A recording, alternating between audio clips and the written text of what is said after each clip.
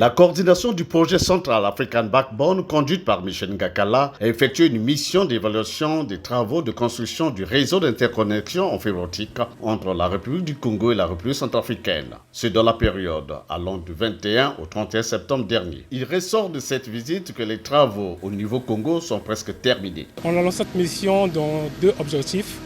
Le premier, c'était faire un constat de l'avancement des travaux du réseau que nous construisons entre le Congo et la RCA.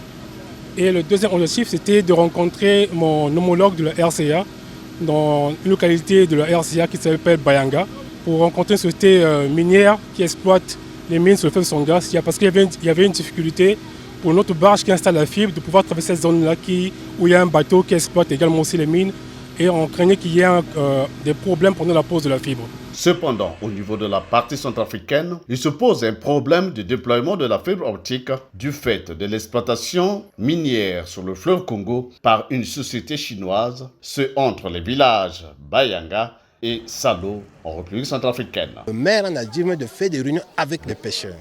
Parce que si ça quitte là-bas, Boma, ça peut remonter là. Faites beaucoup attention de ne pas approcher auprès de cette barque-là. Parce que c'est pour la fibre optique et que c'est une première en Centrafrique, ça va vous... Si on réussit à faire ce réseau, je sais que c'est une révolution économique, surtout l'économie numérique. Parce que tout ce qui va se faire dans la zone et tout ce qui va se faire au niveau de Salo pour aller à Bangui, on va créer, on va booster l'économie, et surtout l'économie de deux États. Les retrouvailles entre les deux coordinations ont permis à la prise d'une décision collégiale interdisant formellement cette société chinoise d'exercer. Toutefois, la qualité des travaux réalisés donne satisfaction à en croire le contrôleur des 10 travaux. Côté Congo, déjà, c'est 100% d'installation des équipements, d'énergie et des équipements de transmission. Il faut dire que nous avons deux parties essentielles qui restent. Dans la partie Congo, c'est l'installation des équipements de détection et d'extinction d'incendie et les équipements de contrôle d'accès. Et il va nous falloir également effectuer les tests de fonctionnalité de tous les équipements énergie et transmission et aussi de détection et extinction d'incendie dans le cadre des sites de la partie Congo. Maintenant, si je me rabats un tout petit peu dans les sites de la partie RCA, nous avons sensiblement 75%, grosso modo, de l'évolution des travaux. Le site de Lidjombo est très avancé parce que nous avons déjà posé, nous avons achevé le gros œuvre en génie civil et la disposition des équipements d'énergie et les équipements de transmission. Si l'on se tient au rythme des travaux, ceux-ci pourraient prendre fin en décembre prochain et restera à déterminer la date officielle de l'interconnexion tant attendue entre les deux pays.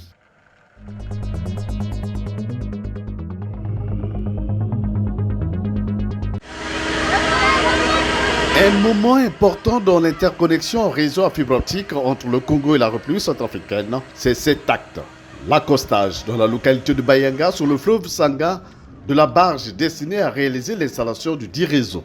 Cette barge transporte en son sein les équipements qui concourent à la réalisation des travaux d'interconnexion à fibre optique entre ces deux pays. Cet acte, à l'allure d'un événement sublimable, voire émotionnel, a suscité de la joie chez les habitants de Bayanga, car cela remonte de plusieurs années qu'un bateau ni une barge a navigué sur les deux rives du fleuve Sanga, comme l'a dû rester signifié le maire de la localité. C'est une très grande joie pour la population, parce que ça a été une chose qu'on n'avait jamais espérée, mais néanmoins on a entendu qu'il va y avoir telle chose à Bayanga, tout ça, Bayanga, Salo, Linzombo, et aujourd'hui c'est devenu une réalité.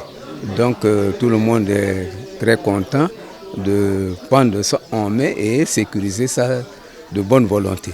Un sentiment exprimé aussi par la représentante des femmes de la localité de Bayanga. Basi tu na ba mama na ba papa na bana ba vandaki na esengo mingi pona liboso esi ewumeli masuwa ekoma kawate mais lokola ba monaki masuwa ekomi ba yana esengo ebele. De la vie d'un habitant, l'apparition de cette barge s'avère somme toute inédite. Mais le coup là où déjà peut-être en 1999, 2000, comment on a bateau ils ont cassé. Donc basepeli yango ebele bana lelo. Mais na ntoko na zui mona nanga pola ka mona ni bateau wana. Malgré que ya bateau ntoko tel te, ya lokola liboso te, ya bakala te, ya bakala te. Voilà donc ya on lo la ka bango te no ba oyo eza bateau. On a ka bateau mais ya biso to mona ki ya tanko biso. Ba kolo na bino, tata na bino. Il y a un bâton tant que tel. Donc, c'est plus l'angle belé. Même si on a tongo, nombre d'ango, l'euro, on a un tongo, belé. Le réseau d'interconnexion en fibre optique sous-fluviale entre le Congo et la République centrafricaine est une première en Afrique centrale et va permettre aux deux États d'avoir une bonne couverture en télécommunication pour que la communication soit fluide et sans anicroche, a-t-on fait savoir lors de la mission d'évaluation du projet central African Backbone, en RCA.